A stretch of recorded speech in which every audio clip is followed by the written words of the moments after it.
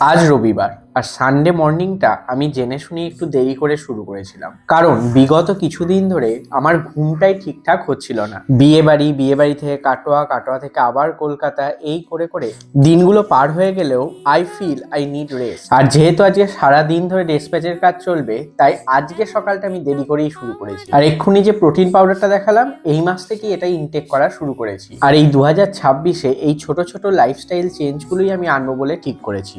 যাই হোক, যেমন দেখতে পেলে ডেসপ্যাচের কাজ 1.5-2 ঘন্টা করে আমি একবার উঠে স্নান টান সেরে নিলাম, দেন আবার বসে গিয়েছিলাম ডেসপ্যাচের কাজে। দেন আবার 1.5-2 ঘন্টা কাজ করে সেরে নিয়েছিলাম আজকের লাঞ্চটা। আর আজকের লাঞ্চে ছিল সানডে স্পেশাল চিকেন থালি। বিকেলে সুকন্যা একটা কাজে আমার এখানে এসেছিল, আর ওকেও বসিয়ে দিয়েছিলাম ডেসপ্যাচের কাজে। আর ম্যাডামের রিকোয়েস্ট, এর জন্য তাকে চিকেন মোমো খাওয়াতে হবে, তাই সন্ধেবেলা মোমো খেয়ে ওকে পৌঁছে দিয়েছিলাম ওর বাড়িতে। আর ফেরার পথে আমার ফোনে স্ক্রিন গার্ডটাও লাগিয়ে নিলাম। যেহেতু বাড়ি ফিরে আবার ডেসপ্যাচের কাজে বসতে হবে, তাই ভিডিওটা এখানেই শেষ করলাম।